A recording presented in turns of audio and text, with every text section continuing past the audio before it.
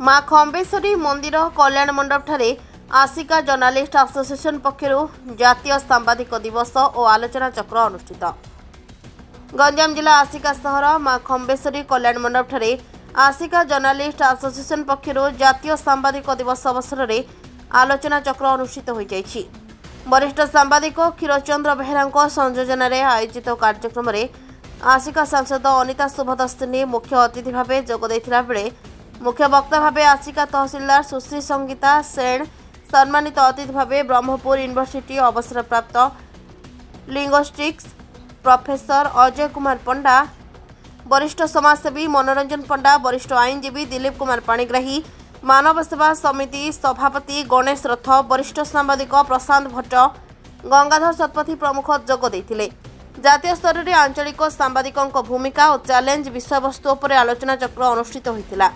यह सभा को वरिष्ठ आईनजीवी अनिल कुमार पाणिग्राही परिचालना करथिबा बेले सांबादिक पीतवास दास, वाल्मीकि विषयी, शिवराम सिंह, कामलेन्दु होता, प्रशांत कुमार मुनि, शक्ति प्रसाद कर, रामकृष्ण डाकुआ, जगन्नाथ साहू, अक्षय जेना, जातिराज पाणिग्राही, भगवान पाढ़ी, कृपा सिंधु स्वाई, प्रताप महांती, अजित दास, कालूचरण महापात्र, हृदानंद जेना, अखिल पट्टनायक, रवीन्द्रनाथ प्रधान, रंजन कुमार राउत प्रमुख सहयोग करथिले। मैडम कौन कहे आज जातीय सांबादिक दिवस हिसाब से कौन कहे?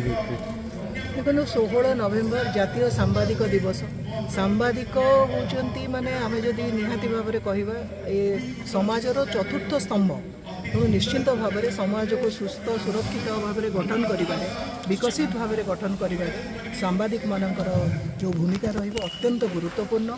से परिप्रेक्षी में आसिका ठारे ये जो जातीय गणमाध्यम दिवस पालित होता से आसी बहुत सांबादिक मान सहित भेटघाट है से सहित विभिन्न विषय चर्चा आलोचना है कौटि ना कौटि आग को जाकि सांबादिक माने जहाँ भी क्षोभ रही आम ग्रहण कर निश्चय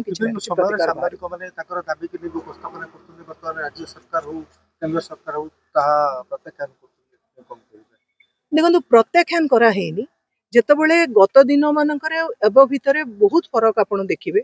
राज्य सरकार वर्तमान जो भारतीय जनता पार्टी जो सरकार कौटि ना कौटि कथा देकरी कथा रखिबारे जो सी समर्थ होती लोकंर भल पाइबा मिली। आमे बाजी भी कहूँ खोला मनरे गोटे चर्चा आलोचना हो निश्चिंत भाव में आर किसी ना कि तो समस्या समाधान बाहर बोली मु संपूर्ण भाव में आशावादी।